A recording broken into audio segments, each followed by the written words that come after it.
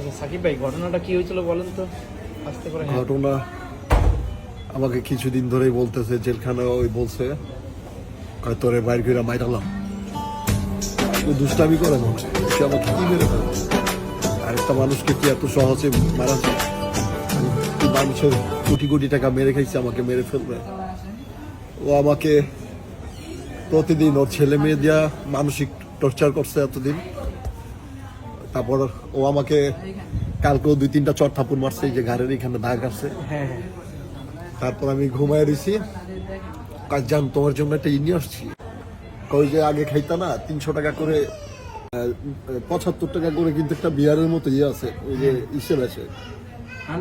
হ্যাঁ হ্যাঁ হ্যাঁ, দোকানে বেচে।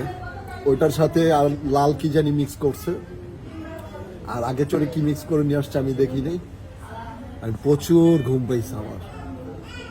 সেই ঘুমে ঘুমে আমাকে আমার পেটে সে পালাইছে।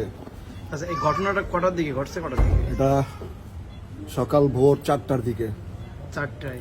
আচ্ছা মানে আমি আগে পাশের ঘরের যে আছে, আমি ওনাকে বলি ভাই ধরেন, কয় ওই দিক যাও। আমি ভাই আমার একটু ধরেন, রিক্সা ওটা দেন, আমি এগুলোর মধ্যে নেই। সে সবই জানে।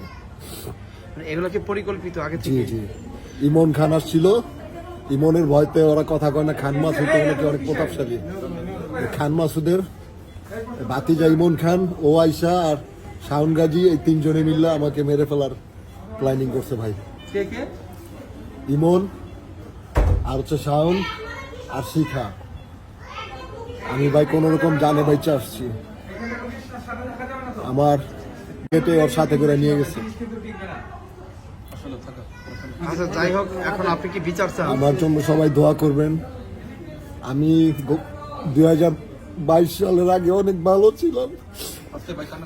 আমি কিন্তু অনেক ভালো ভালো অভিনয় নিয়ে আমি স্বপ্ন দেখছি। 22 সালের পরে আমার কোনো কন্টেন্ট নাই, কোনো নাটক নাই। শুধু কি জানেন, মানুষের নিন্দা অবহেলা আর হচ্ছে কোনো। আপনি তো বিচার চান, এই তো?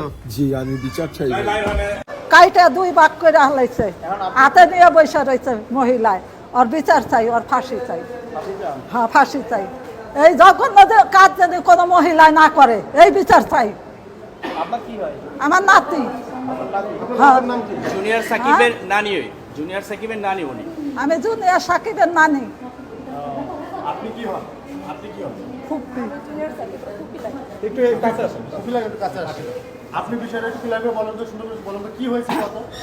কি হয়েছে তা তো আমি সঠিক জানি না। শুধু আমার একটা ফোন আসছিল, আমার ভাইয়ের ছেলে মেজোটা ফোন করছে যে ফুপি আমার ভাইয়ের জুনিয়র সাকিব অনেক অসুস্থ, সে হসপিটালে ভর্তি আছে। তখন আর কি আমি শুনতে পাই, আমি হসপিটালে আসছি। এখানে আসার পরে কি জানতে পারলেন? এখানে আসার পরে জানতে পারছি যে তার বউ ওই শিখা খান, সে একটা ভয়ানক মহিলা, বুঝছেন। সে